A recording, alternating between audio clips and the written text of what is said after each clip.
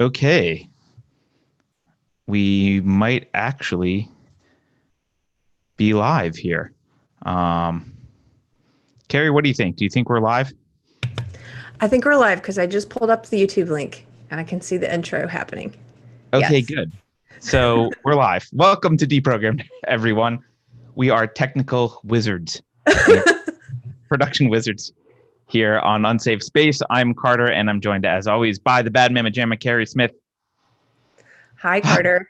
Hi, everyone. You know what? I should pull up the chat Yeah. because that's a thing people do as they pull up the chat. Don't forget to please subscribe to us on YouTube. We're really trying to get our subscriber count up. Once we hit 1,000, which is our goal, it unlocks some stuff, which is great. Plus, it just looks cool. So help us get to 1,000. Yeah, if we get to 1,000, then we get to monetize, right? We do. I don't know how long that'll last, but theoretically, we get to monetize. So then we can be demonetized. Oh wait, Get to be Mosh is here. Cool. Oh, So hold great. on. I haven't actually introduced you yet, Maj. There's Maj. Hey, can you hear us? Oh, we can't hear. Oh, let me unmute him. For some reason, you're muted. I gotcha. Try again. Yep. Yeah. All right. We haven't introduced you yet, but I'll do that right now. Thanks for joining. Maj Toure is a solutionary hip hop artist turned Second Amendment activist from North Philly. His following began after he was featured on the cover of the Philadelphia Weekly as the Prophet of Philadelphia. He founded the Black Guns Matter movement in 2015 and advocates for Second Amendment education and information for urban communities. Maj has been featured in the New York Times, Time Magazine, National Public Radio, Fox News, CNN, BET, Essence, and NRA News for his out-of-the-box approach to Second Amendment advocacy. He's been recognized by the National Shooting Sports Foundation for his work in inner-city communities. And you're also, Maj, you're running for a seat on Philadelphia's city council as a solutionary libertarian. Yep, welcome. sure. Welcome. Thank y'all for having me. Thanks for coming. How can people follow your work? What's the best way for them to follow what's going on with you? Just social media at Maj Toure, MAJTOURE. Awesome. That's Instagram, Twitter, Facebook, all of that other good stuff. Cool. Hi, Maj. So I'm Keri. Nice to meet you. I'm Carter's co-host. Hi. I have a question for you because I don't know how much you know about our show, but I used to be in what I call like the SJW part of the left, which and now I'm sort of in the past couple of years trying to figure out how being a liberal is different from that and how that's very different. And so I don't even know that much about libertarianism yet. I've been learning a little bit, but I saw that you said you're a solutionary libertarian, and I have no idea what that means. Would you mind telling me? So a solutionary is, so libertarians, at first, let's deal with the libertarian portion. Libertarians have a very thorough concept and philosophy of the non-aggression principle, property rights, human rights, things like that. The things that actually, the principles that America is supposed to be founded on. A lot of our symbolism reflects that, but we don't really have that so much now in substance. So we got it in theory, but it's not being practiced. The problem with that is because you're so laissez-faire, like less government, nobody tells anybody else what to do, you let people do what they want. The problem with that is when you have that live and let live mentality, that's great until somebody wants the stuff that you have, right? So what normally happens is there are people that want the particular freedoms or your money or your taxes or your this or your that. They want those things from you, but the libertarians haven't been very effective in defending those freedoms over time. Solutionaries is a term that I created. We're not, because a lot of people, when we started doing this work, people were saying, like, oh, you're a revolutionary. The root word of revolutionary is to revolve, to continue to go around the same thing. I don't want to go around the same thing. I don't want to be doing Second Amendment work for longer than 10 years because that means I'm just creating a job as opposed to eradicating the problem. I like that. So a solutionary sees what the problem is, comes up with a solution, applies it, and we never have to deal with this again because we removed the problem. Libertarians, because it's such a live and let live type of scenario, they've had an amazing philosophical, theoretical, civic understanding, but that may have not been translating into eradicating the problem of people or philosophies that are in direct opposition to their freedoms. So it's the philosophies there, but the action behind it.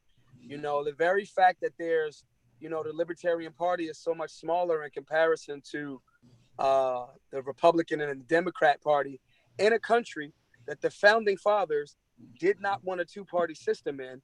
That speaks to their hands-off approach. And I understand the need for a hands-off approach, but I also understand the need for a hands-on approach too sometimes. So I've never heard solutionary defined like that. That makes a lot of sense when you think about the word revolution.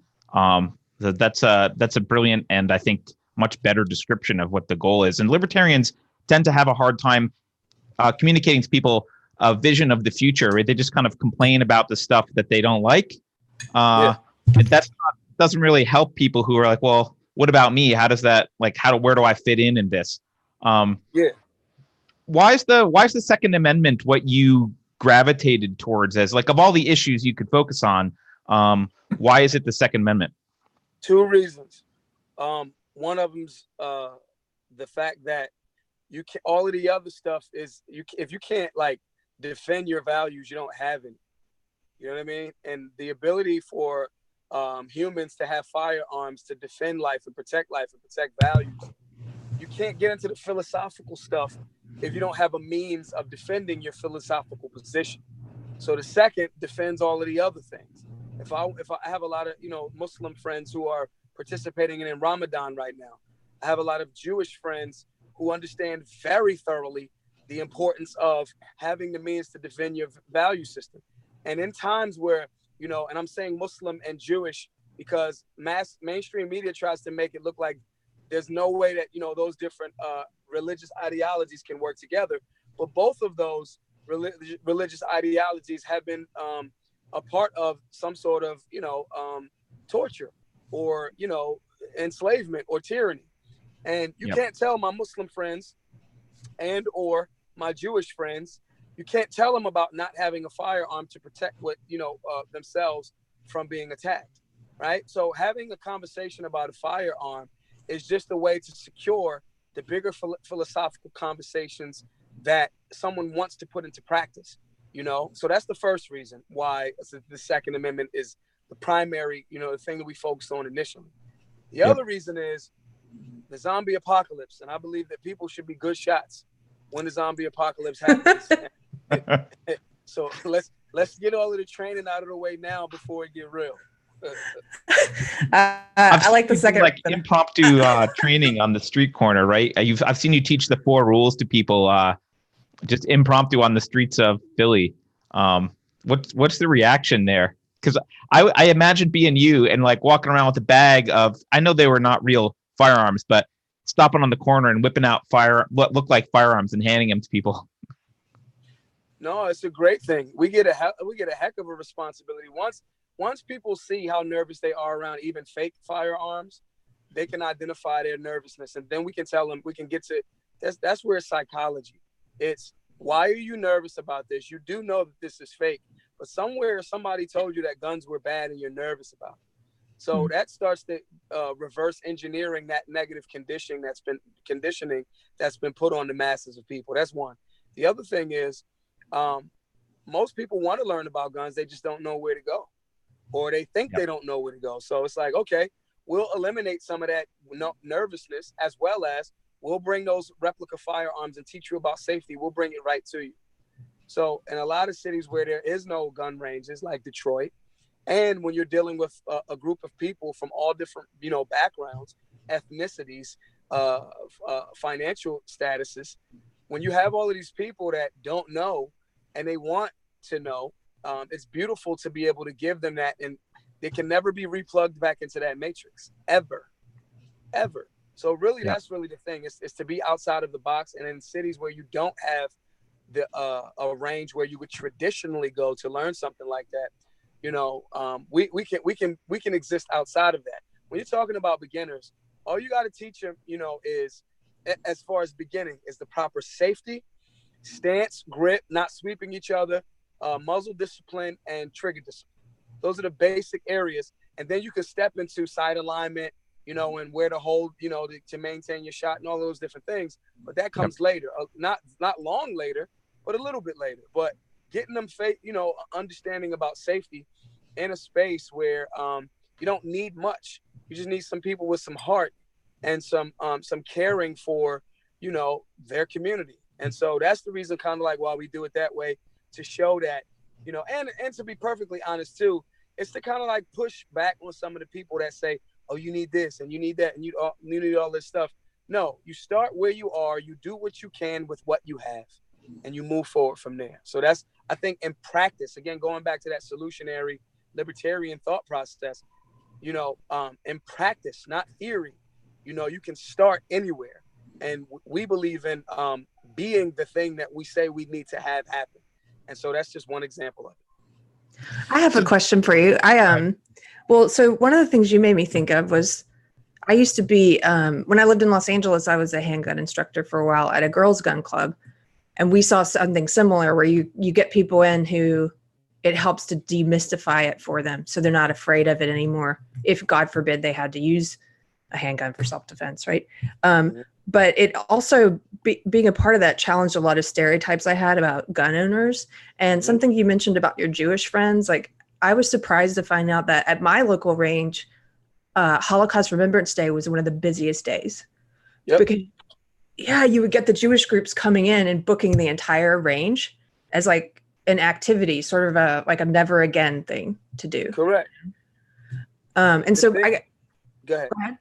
Well, I was just going to ask, what kind of, I imagine that you yourself are dispelling stereotypes about gun owners. And I was wondering if you had any thoughts about that, like what the stereotypes are. The stereotypes, usually for the most part, come from the people or at high positions of power. It's either someone manipulating the truth or somebody being victim to that manipulation. It's really how the trickle-down effect goes. So a lot of the stereotypes that are perpetuated or created and endorsed are from people that want the stereotype to be there. So I'll give you an example, right? If I don't want the general public to go to jury duty, right, I'll use my mainstream media, and all of my television shows will say, oh man, I got jury duty. And you'll make it look like it's a burden more than a service, right? So from the top, it comes down. We don't want people to partake in their civic responsibility of potentially saving someone's life and doing their part of being a part of that system to influence it in a way that's beneficial to the people. In order to do that, we have to consistently condition them to believe that jury duty is a horrible thing, and it's not. Okay? So you extrapolate that and put a different thing in there. You go, how can we make people from different demographics think that gun owners are either racists and or Uncle Toms and are community sellouts? We have to define, and it's beneficial for some organizations they say that they want to make it look more, diverse, but it's to their benefit to maintain the status quo because you can sell fear that way. So the main stereotype is gun ranges, gun stores are full of white racist dudes. Now, are there white racist dudes in that community? Absolutely, yes. There's white, black, Spanish, Asian, racist, sexist, because I don't think that part gets talked about enough. Yep. Sexist men in that industry, in that culture. In order to shift that and that being the exception, not the rule, we have to do a better job of changing that demographic and how it looks.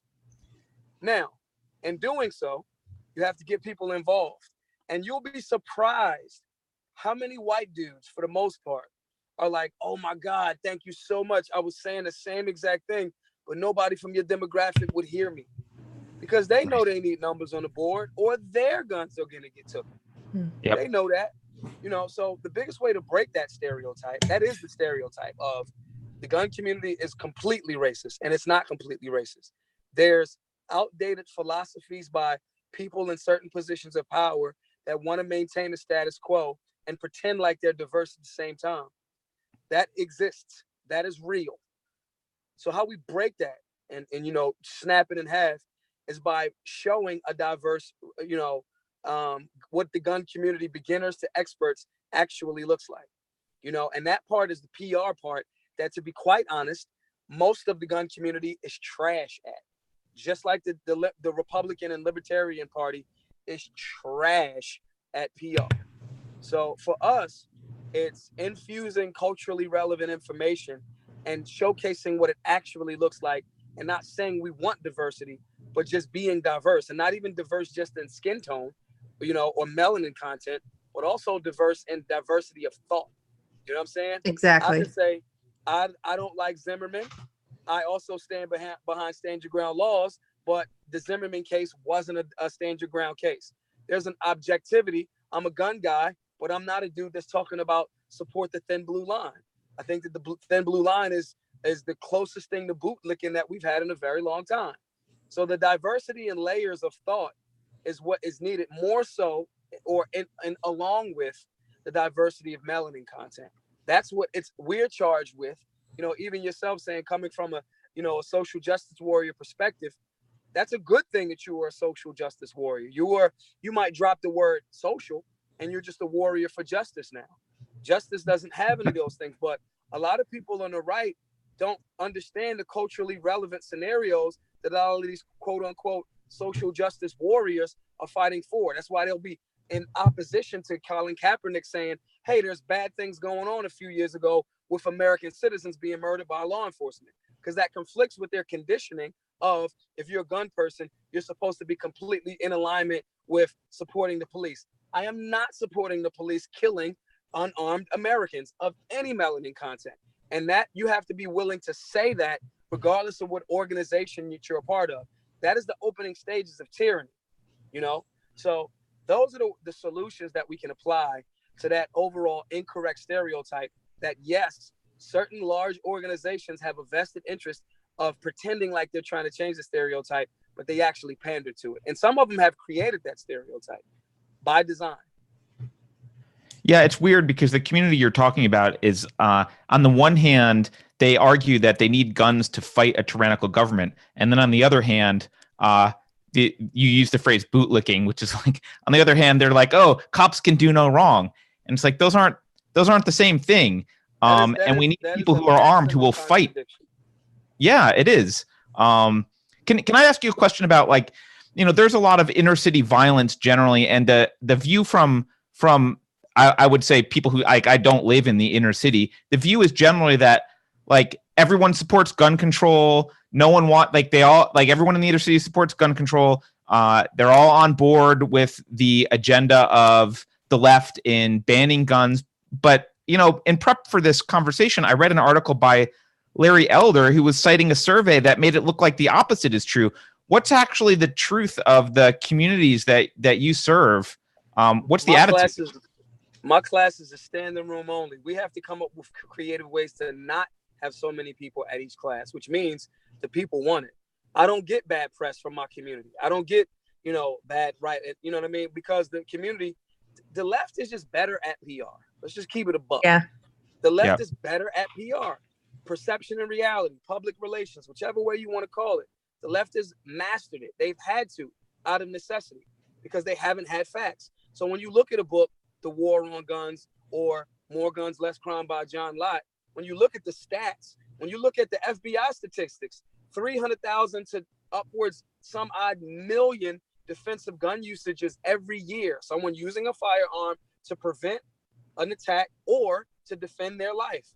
That far outweighs mass shootings, inner city violence, so forth and so on. What's happening with the inner city violence is you've created a culture or a breeding ground for bad guys.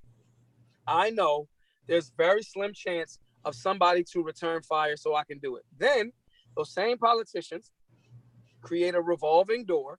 So even if those guys do something wrong, if they get caught, they back outside, as opposed to correcting them and rehabbing them and locking them under the jail, period. So we, as, freedom people, we're not like, oh, we need to be tough on crime. No, we need to have an actual definition of actual crime, not just, things that strengthen the prison industrial complex's pockets. You know, those are several different things. Those are several different things. Y'all gonna ride with me as I, because the oh shoot. Oh, no. We're Stay here, Park. Yeah, am I still here? Yeah, you're here. Okay. So with that, y'all gonna ride through the town with me as we do this interview. So with that being the case, what happens is, you have those same people doing those same crimes. They'll play the stat game and they'll try to create policies that have not worked, which doesn't address the cultural issue, which is the bad guys haven't been rehabbed, and B, the culture is, I can get away with this because there's nobody here because it's against the rules to have firearms in these inner cities for the most part. But then the bad guy doesn't care about the rules. So you're just making it easier for the bad guys to shoot, fish in a barrel, and that's why less guns creates more crime, as opposed to 16 constitutional carry states in America, 16 of them. They have, meaning if you can purchase a firearm lawfully, you can conceal it or have it on your person, open carry, doesn't matter. You don't need any extra paperwork. You don't have to pay the government to do that. You can just do it. Those 16 states have notoriously lower violent crime. The data's there. The data's clear. Where we, as on what some people will call, freedom folk, we have failed at getting better PR to translate that. And that's the reason why people gravitate towards the work that we're doing at Black Guns Matter, because it's culturally relevant. The data is explained very simply, and we engage the people. We are really actually very good at PR. We actually. I was going to say, your name is great. You're great at branding. Mm-hmm. Yeah. So I have a question for you about gun regulations. I'm just curious about what your thoughts are about where we're at right now as a country in relation to the whole gun control debate, because Carter and I, we don't agree on everything, and we disagree on a few gun regulation issues. And I think, for example, that states should be required to report their mental health records to the background check system, but he doesn't. We have differences of opinion. Do you think that there are any of those so-called common sense regulations that are worth the gun community talking about, or is it all just a slow creep to taking away guns? So let me ask you this. Why do you want so many women to not have the means to defend themselves from rape? Why do I want what? So many women to not have the means to defend themselves from rape? I wouldn't say that I want that, though. So what's the most effective way for a woman to get a scumbag off of her that's trying to rape her? With a firearm. So if she's in the city that said you have to wait 3 days to get this firearm, like the young lady that was murdered after she was denied a license to carry by the guy that was stalking her. So those regulations actually, and I'm picking on you a bit, but not really. Oh no, go ahead. Those regulations aren't common sense at all. Again, the left, that phrase, common sense gun regulations, common sense laws, assault rifle, those are terms created by the left. They are better at PR. There is nothing common sense about telling someone you have to wait to have the means to defend your life from a bad guy. That is a falsehood, to go to your point, that marches slowly by attrition over time to get us to not have firearms. The beautiful thing now is more and more of those politicians are openly saying it. They're openly saying, we are coming to take your guns. Oh, yeah, they are. Looking at you, Cory Booker, looking at you, Kamala Harris. Yep. Literally said, Kamala Harris literally said, if I become the president, I'm going to give Congress 100 days to come up with common sense gun laws for universal background checks. Never mind the fact that we have background checks every single time you purchase a firearm. It's a federal form. Yes, even at gun shows. Never mind that. We're not going to repeat that part, right? She's not going to tell people that we already have that. She's going to say, if they don't come up with something within 100 days, she's going to create an executive order, i.e. bypass the system of checks and balances, right? Mm-hmm. To make it so.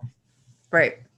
So they're not lying no more. I'm glad that they outright with it. It's going to make it more, I look like a genius now. It becomes, oh, well, they did say that they were doing that. Yes.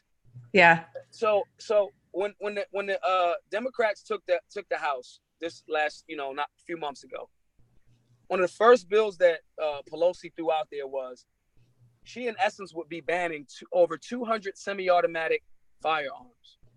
over 200 guns that all Americans do not have the means to. Never mind of the businesses, the jobs that are created from these manufacturing plants. So you want to cut 200 firearms, restrict Americans whose firearm is a part of our, what actually got us away from the British. It's like, what happened? You want to do that at the same time, say it's, common sense gun laws. That is a lie and a farce. It's a lie. The reality is gun control, all of it is racist. It does not help Americans. It has not helped people become safer. It has not prevented death. And we have 300,000 on a light year to upwards of 4 and 5 million stories annually of people with a firearm that have defended their or others' lives by having a respect and a healthy, culturally relevant understanding of the Second Amendment. So it's game. They're lying. I'm telling y'all, they are lying. And they're just becoming more bold about not lying now. Can you explain that to people? Because I like, you go on about gun control being racist, which I agree with. But even though I kind of had a sense that it was racist, you prompted me to look up some of the history and see some of the laws in the past. Can you just talk about the history of gun control? Because it is surprisingly overtly racist. Yeah. When you say it at first, people go, man, come on. And they're like, okay, sure, everything's racist. No, everything isn't, but gun control is. Gun control in America is actually older than America. The racist policy of gun control was, French code, French colonies, to Louisiana, right? There were rules that said black codes. If you see someone that's black, a Negro, you have the ability to, if they have something that appears to be a weapon, a firearm or a weapon, you have the legal right to kill that person. That is before America was created. Wow. Then on top of that, right after emancipation, when really cool white folks and really cool black folks fought against tyranny in the form of enslavement, Virginia drops the first rule of, oh yeah, constitutional carry for the whole country except the blacks. Bacon's rebellion was very, very key. Even though the rebellion got overthrew, those rich people figured out very quickly how to make it about race and to continue to do things to make white people and black people not work together. That's the type of unity that really scares the negative portions of the establishment. So saying this to say, all of those things are tied in together. Racism is very smart, or people that would have so you can't now say, hey, this school is for white people and white students only. No, you can't do it that way, but you can gerrymander the hell out of a district. Yeah. So it evolves. And so now if somebody says, hey man, this is racist, they'll go, no, it's not. It's just your district. Okay, what the district is, and the taxes and the revenue that comes from the district is based on the people there. And if that area of people has historically had low income, then you're doing it a different way. Now you translate that same concept into the origin of gun control being, hey, we kind of don't want these niggers to have this. That's it. That is it. Yep. So then spreading that, hey, we can't even say niggers anymore because it's like it's out of style. We still got to get the same outcome. Who was disproportionately affected by gun possession charges? Not even a robbery, not an attempted robbery, not an attempted murder, just having the gun.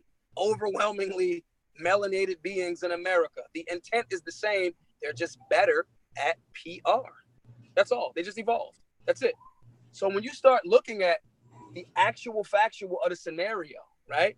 When you look at those numbers and look at what actually is happening, I don't need to be, I don't need for it to be called a thing. For the thing, I can call it something. They're called common sense gun laws. And since 1991, when we've had more common sense gun-free zones, over 90% of the mass shootings have happened in gun-free zones. That is math. That is data. That tells us gun-free zones do not work. So since the more and more gun control has been enacted and more violent crime where they are more and more actual restrictions, that tells you it doesn't work.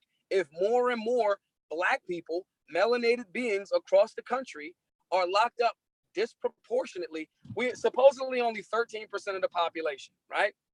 Yep. But the vast majority of gun charges are melanated beings. I could do this all day. You could go to marijuana.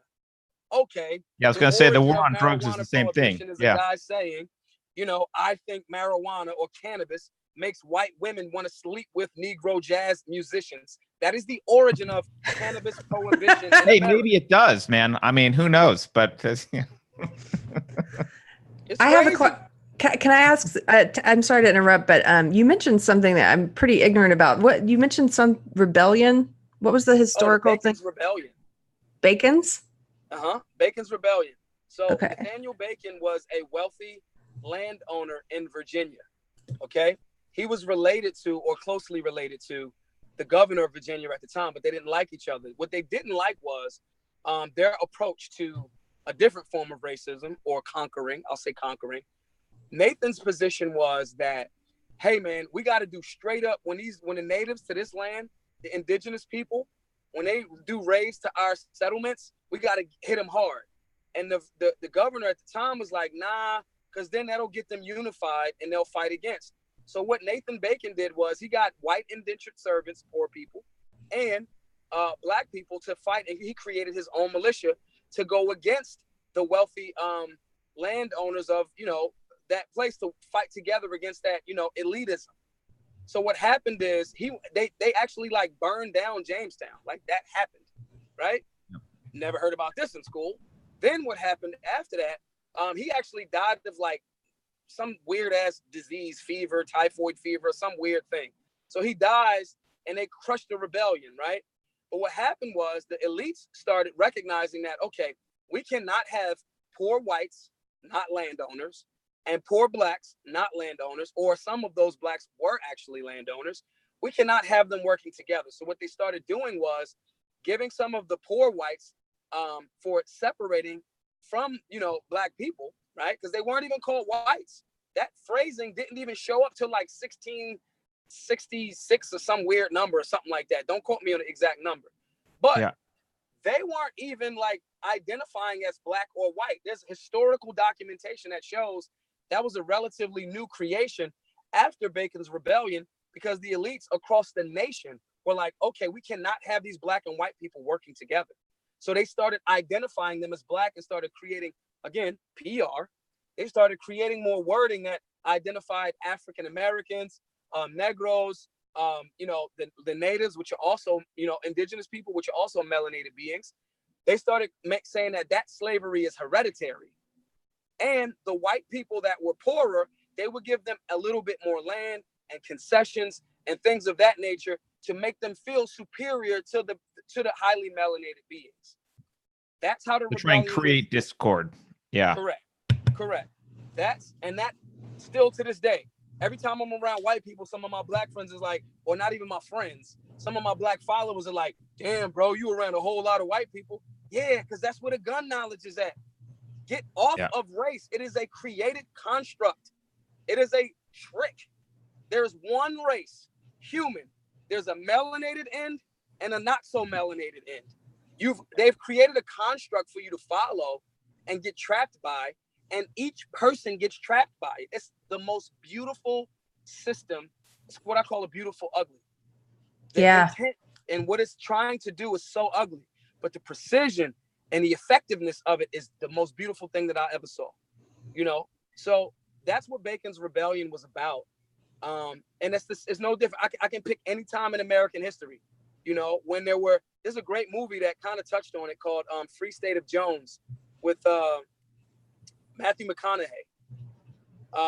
It came out right around the time that they was focusing on the Nat Turner movie, which they took so much out of the Nat Turner movie. But Free State of Jones was black and white people working together to oppose tyranny. So it touched on it a bit there. But my point, though, is that's what happened in Bacon's Rebellion. That's where you have the creation or the concept of race in America, at least, and how to try it into turn it into like a caste system. And they was fucking great at it. They were dope at it. Like, they did very well at creating it and getting people to buy into it. Yeah. This is what's so interesting about my old ideology, because Thank you for that bit of history, because a lot of times lately I fall into the trap of thinking that this very polarized tribalism that we have right now is new and different, but it's not new and different. But what is weird to me is that the left, or the part of the left I was in, thinks that they're fighting against it, but they're not. They're reinforcing these categories and these separations, and it took me a while to see that, because it was like you're blinded to it, or you can be, when you're being told, no, what you're doing is you're fighting against racism, and this is how. And then you're like, wait a minute, I think I'm actually solidifying it, solidifying these differences. The architects have created amazing levels of matrices. Matrix is a documentary. It's not an action movie. You know what I'm saying? Yeah. So they've just done very good. It's called a television program. You know, they've just been very good and effective. And I can listen, even if it's my enemy or someone that is at the opposite end of my perspective. When you play in chess, you don't like get mad at the move that the other side makes. You just recognize or respect the move and counter the move. You know, so they've done very well. They are very, very good at trick knowledge, you know, and because they've wrapped it and packaged it as like this noble crusade. We are the white people fighting to stop these black people in inner cities to not have guns, it's what George Bush Sr. said. It's an amazing quote. It's the soft bigotry of low expectations. You know what I'm saying? And so with that being the case, you've packaged it to these people in a manner that, you know, white liberals, some of those white liberals are very aware though. Be clear. You know, they're very aware. And Keri gives them a lot more credit than I do. Yeah, yo, a small percentage of them are aware. The ones at the top tier, it's like socialism. Everybody get paid at the top of socialism. Everybody else is in bread lines. It's the same concept. There's a lot of information and access and media attention and all of that at the top level. But then they're espousing a thing to make people unaware, and they've just mastered the art of packaging it. They've packaged it in a manner that makes people feel like they're fighting this noble cause. So because there's so much inner city violence, it can't be because there's no cultural respect for firearms. It's, because the blacks are inherently, you have a genetic predisposition to like kill each other. And that's not the case. For hundreds of thousands, if not millions of years, melanated beings across the world, you know, have, you know, maintained entire empires. Songhai, Timbuktu, Kemet. I mean, the list goes on, right? So because there's no understanding of American history first, and then no understanding of world history outside of your time bubble, you don't go back into days of antiquity. You stay right where you at, what the media told you, and they're the one controlling the program. You know, so that's why I don't get mad at a lot of the white liberals. I just sit down and try to give them information. And I'm saying white liberals, but it's not limited to, you know, it's no different than how, you know, feminism was initially created. It was to separate that family structure. And we got caught up in something that we shouldn't even been playing a part of. You feel me? And so that's why I get it. I mean, they just don't understand.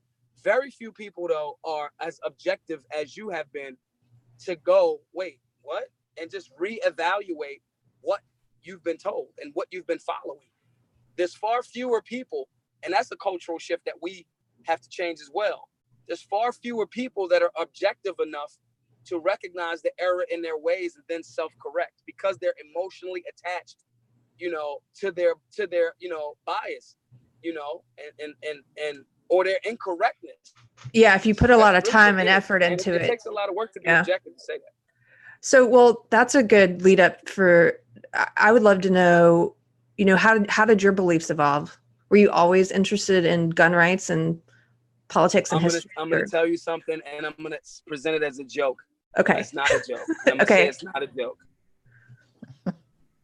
What if, like, I was like an angel, right? That just knew all of this stuff and just came here to do this stuff. Wouldn't that be dope?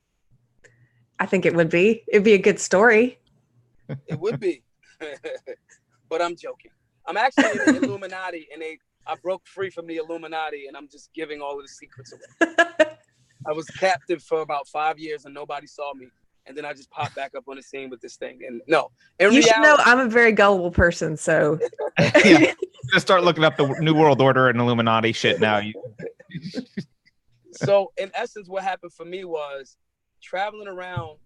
Most people don't ever leave their bubble. Rural, suburban, urban, doesn't matter. We are focused so much on survival, you know, or our definition or bubble of survival, what we call survival, right? Because even that's relative. So. Oh no. Uh-oh. I think we lost you for a second. If you can hear us, we've lost you. Yeah. And this is a really interesting answer. So actually, while we're waiting for him to come back, someone in the chat asked what he thinks about, where is it? Does he think violent felons should have gun rights? So I actually watched, I watched an interview with Maj on Michael Malice. Michael Malice is one of my favorite talk show dudes.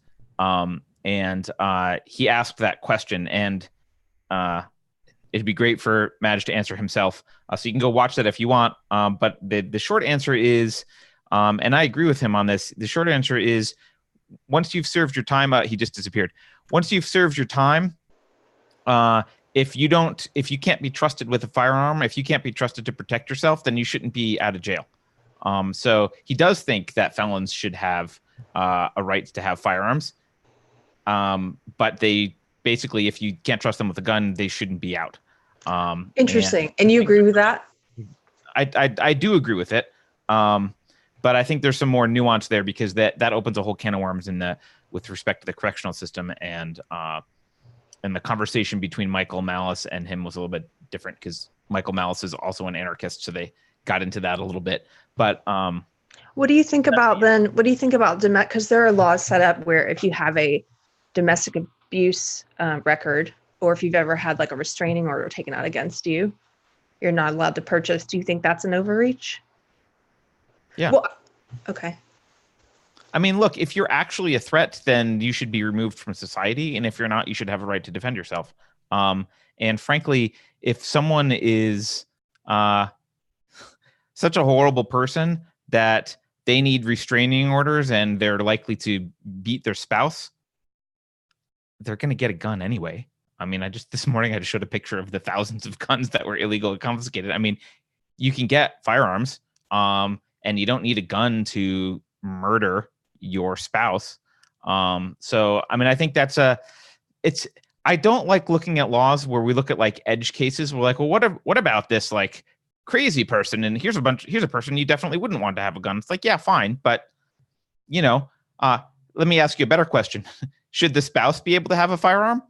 What if the spouse went to a therapist and had some emotional, psychological issues that have now been reported up through the state system to the federal government, and now she can't get a firearm to defend herself from the guy who has a restraining order, who also can't legally get one, but she'll follow the law and he won't. Or he doesn't need one to kill her because he can use a pipe wrench. Well, I've always agreed with the idea that if you've had domestic abuse in your background, or if you have had a restraining order against you, you should not be able to get a gun. However, I have been rethinking that only because of the prevalence of women starting to get restraining orders, or using the court system to punish people they're in a relationship with sometimes. I'm not saying that that's all okay. I'm just saying that does happen. It does. It absolutely is used a lot. And look, you know, someone was very excited that you were a firearms instructor. We were both firearms instructors. I don't know what kind of people you instructed. I instructed a variety of people, but there was a time period when I was doing concealed carry classes for a county in Northern California that shall remain nameless. But a lot of the people getting concealed carry permits were women, many of whom had been in abusive situations, or some even raped, a lot of them were actually older. And so I was in my early 20s, so older probably meant my age now, but whatever, in their 40s or whatever, right? You know, it was, they wanted it for self-defense, and they rightly realized they needed to understand how to handle the firearm safely. And that's why they were in the class, and they needed the permits to carry it concealed. So, one thing that he brought up, which we don't talk about, is, so Maj talked about the media kind of choosing the narrative, and he gave some examples of how the media talks about things. They ignore all of the stories where a gun is brandished and the life is saved, and it doesn't even mean the gun is fired. It just means that because there's a gun present by a good guy, a bad guy stops his behavior or goes away or whatever. And that happens a lot, and it's not reported generally because it goes against the narrative of, guns bad, which is the narrative that we've got going. I kind of wanted to ask him. I don't know if he'll come back. He may or may not come back. By the way, if he doesn't come back, what a great way to go out, like Batman. He's about to answer an important question. He throws the smoke pellet, gone. It creates. We'll have him back at some point. It creates an air of like illusion and like, now I want to go vote for this guy, right? Like mystery. Yeah. As a reminder, let me look up his. Let me look up his website so I can plug it. Well, while you're looking that up, I'm going to answer one thing real quick. Yeah. Answer chats. Somebody says, yes, but Keri was an SJW. How does that square up? Well, I was an outlier because I grew up in the South. And so, and my dad was Army, and I grew up around firearms. There were hunters in my family. But I didn't really start shooting a lot until adulthood.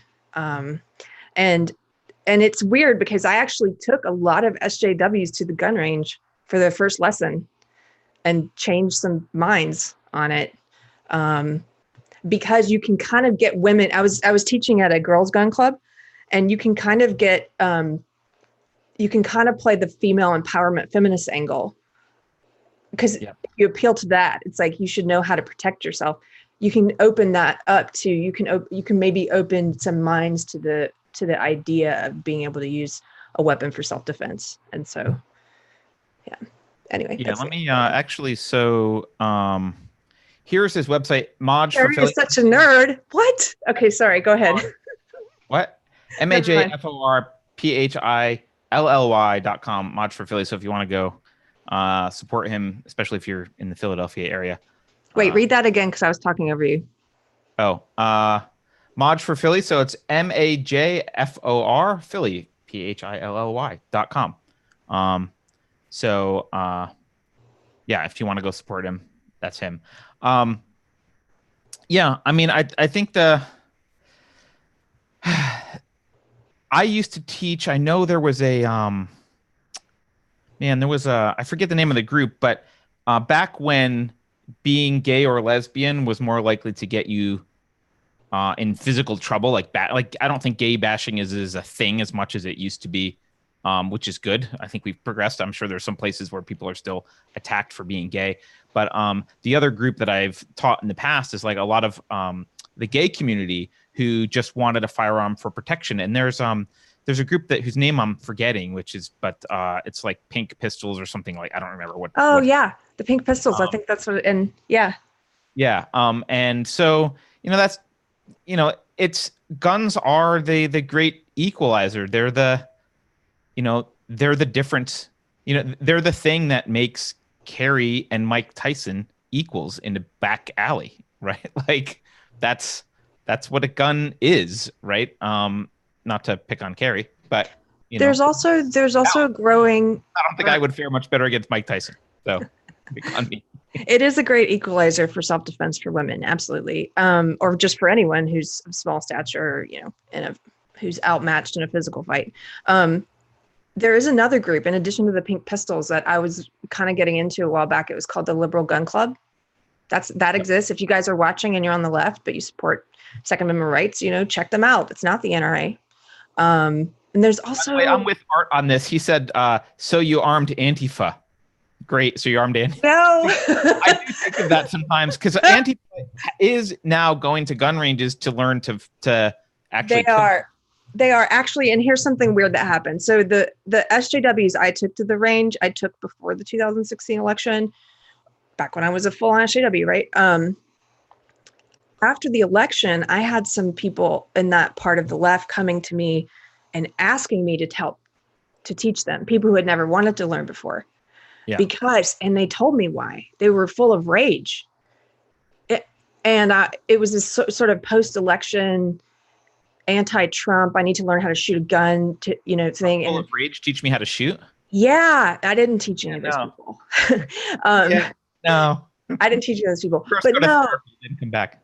Right. But the people that I took before that, I feel like, no, I wouldn't say I armed into it. I think it's actually that I helped change hopefully they changed their mind just a bit about either stereotypes about who shoots or about the necessity of the Second Amendment itself, and help to demystify the weapon, like Maj was talking about. So, and if in case anyone's interested, I know sometimes saying gun control is racist sounds like just like a claim and maybe weakly supported. Here's this page. Ignore the bazillion tabs I have. Here's this page. You have more tabs than any human. Thank you. So this is oldyankee.com. They've got a list of slave codes, black codes, economic-based gun bans used to prevent the arming of African Americans. They've got it broken down from 1640 to 1995 and then post-1995. And they've got a list of these statutes, right? He talked about some of these. If we go to like the restoration, Reconstruction, post-Civil War, you'll look, so the Civil War ends. Where's the Civil War ends? Ends here. Slavery is abolished. And then 1866, Alabama, race-based total gun ban. North Carolina, rights of blacks can be changed by legislature. All persons of color, blah, blah, blah. Except for that we can change the rights by legislature. So these, and then they start to go on, then there's more, right? They start to attack inner cities, right? Saturday night special laws, blah, blah, blah. And this is just a way, but this list goes on. You want to look at some more, right? It's a long list. Familiarize yourself with it. But gun control has been used historically to target, quote, undesirables, to target the poorer or less, or the agitating population or the poorer population and the inner city population or whatever it is, and minorities are a disproportionate percentage of that population. So, it is. And originally, it wasn't just something that you could claim was an unanticipated byproduct of the gun law. Originally, it was just intentionally like blacks can't have guns, like that was the law. So, that it does have a racist history. And I'm telling you, if I don't live in the inner city, and I've got a quick access safe like literally next to me. My mouth's on it right now. I've got guns to protect myself in my house, and I'm not in the inner city. If I lived in the inner city, you bet your damn bottom I would want firearms to protect myself. And or even like if you lived in the inner city, want the same thing that you would if you're not a black in the inner city. Like your skin color, your melanin content doesn't come into play. You still want to protect yourself. And imagine being told that you can't because you live in a city like San Francisco, for example, which continually tries to just ban even the ownership of firearms. I was going to interrupt to make the point that it's not all about like the city. I mean, I saw somebody talking about yesterday. You could live a mile down the road in the woods in a rural area, and surrounded by woods and no neighbors, and the complete opposite of a city. But you need a firearm to protect yourself because how far away are the police if something happens? Well, that's another good point. Yeah. It doesn't matter where you're at. Like it's like it is your right to protect yourself. And where we disagree are on some of the finer points, I guess, on different regulations. And I do believe that some of them are reasonable, but that's just my opinion. Doesn't mean I'm right about that. Well, fortunately, the founding fathers wrote "shall not be infringed," so you don't have to think about it. They figured it out for you, Keri, and they wrote it down very clearly, so that you don't have to worry.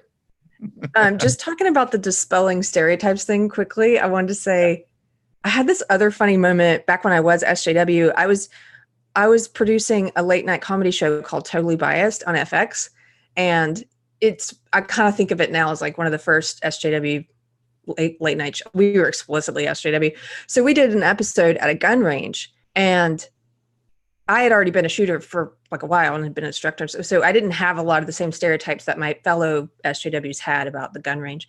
So we go into New Jersey to film a segment, and it was not what they were hoping for. The owner, it was Black owned. It had been Black owned for a long time. It was a historic gun range. And that day that we happened to be there shooting, they were hoping to talk to some, and you know, like you do on late night shows, you're hoping to make fun of some of the people who are there, and these white male rednecks think they need a gun or whatever. Like all the people shooting that night were like a Jewish man and his son, and like a woman from the city, you know, and it Black owned. And it just dispelled all of these ideas that we went into it with, that the show itself went into it with. And I thought that was really amazing. And that segment's still up somewhere. You could probably go watch it. But anyway, I just wanted to plug that gun range because I ended up going back there a lot. And if you guys are in New York, it's just a quick bus ride away. It's called the New Jersey Firearms Academy. And say hello to Latif, who runs it. Anyway. It's still there, running it. He's still there. Yeah, he's awesome. He does. Yeah. He's an instructor and he's a competitor. And anyway. So a couple people made some points, which I think are great add-on points to what we were talking about just a minute ago, and I don't want to let it lie without adding these. Police's job is not to prevent crimes; it's to report it and document and then investigate. It's not to prevent. And Keith is pointing out he lives in a city. I actually also technically live in a city. I'm not in the inner city, but even if you're in the inner city, Keith says the average police time response time is 9 minutes. The average police time could be 30 seconds, and that's sometimes too long. Like when you're being attacked, even the police down the block aren't necessarily helpful. So you need one thing that Maj has talked about on other channels is that the right to bear arms is not just a constitutional right; it's a natural law right. It predates the Constitution. It's not. It's separate from the Constitution. The Constitution recognizes that it exists, but doesn't grant you that right. And I think it's super important. I don't know, Keri, is there anything else? Do we want to in honor of Maj and his appearance and then dropping off? Do we want to do do you want to do some we can do a quick gun safety class? I don't know. What do we want to do? Or we can just end it. I don't know. Let's just. Does people want us to? I'll look at the chat. Do people want a safety thing or no? You have an opinion, Keri. It's okay. What do you want? Well, I just have to go to the restroom, and I've gotten so accustomed to pre-recording the morning coffee where we can stop and edit it, and now I'm like, this live thing is killing me. Go to the restroom. I will. Okay, see if anyone wants to chat. Hold on. Okay. So we'll do. Actually, I need to make sure the serial number isn't showing. Yes, that's the firearm in here. Let's see. I'll cover the serial number up with tape, and we'll do a quick. I don't even know if I really need a prop for this. So I think Maj uses a variation of these 4 rules that I'm about to teach you. When he trains people. I'm going to go over the 4 rules that I learned. I learned them from Colonel Jeff Cooper at Gunsight years ago. Colonel Cooper is now deceased of old age. He died. I want to say happy old man. He was kind of a curmudgeon, so maybe he wasn't happy. I don't know. But he died a few years ago.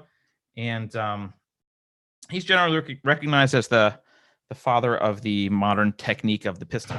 And he had 4 basic safety rules that if you follow, you will be safe. You'll be good. So number 1 is all guns are always loaded.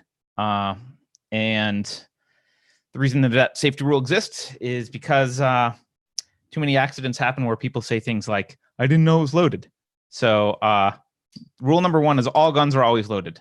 There's a kind of a weird tactical caveat, which is unless you expect them to be. But that's separate. That's if you're doing gunfighting stuff. All guns are always loaded. Rule 1. Okay. So rule 2 is keep your finger off the trigger until your sights are on the target. So this is a firearm. You don't walk around like this.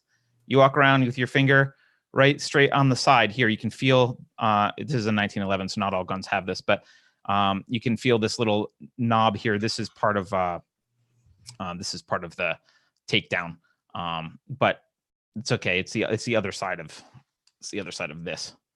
But you can feel it with your hand, right, your finger right there. Just keep your finger nice and straight. And when you practice good gun safety, you get to the point where you pick up a hairdryer or a drill and you're doing this all the time. You can tell someone who's trained a lot, because no matter what they pick up that feels like this, they have a straight finger. So so number 2 is keep your finger off the trigger until your sights are on the target. So once you have your sights on the target, then you can put your finger on the trigger. Okay. Number 3, never let the muzzle. This is the muzzle. This end of the gun is the muzzle. The bullet comes out of the muzzle. Never let the muzzle cover anything you're not willing to destroy. So just imagine, like, I think Maj used the analogy of a lightsaber. I always learned just the analogy of a laser that just like infinitely goes straight.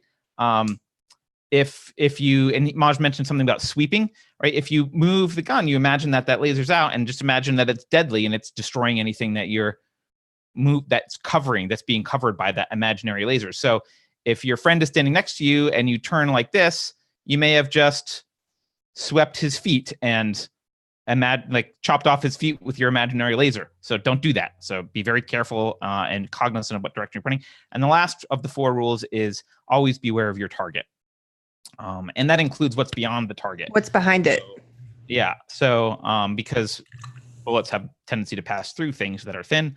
So you're always be aware of your target and what's beyond your target. So yeah, maybe there's a bad guy in front of you, but if he's standing in front of a class of preschoolers, it's probably not a great idea to just fire.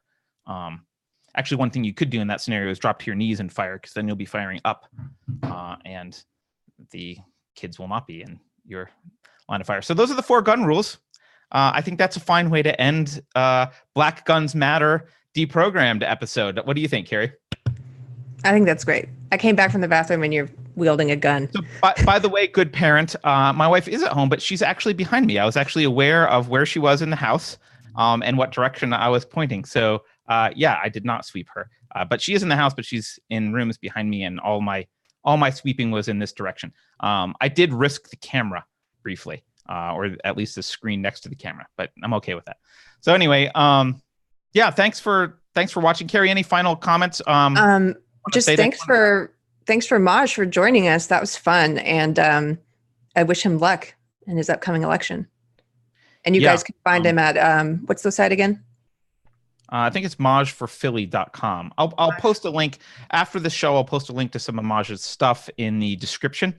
So it'll just take a few minutes after we end the program, and I'll do that. So yeah. All right. Anything else, Keri? You good? Thanks, guys. All right. Thanks, everyone, for watching. We will see you next week. And for those of you who stick around for Daily Kofefi, we'll see you tomorrow morning. Take care.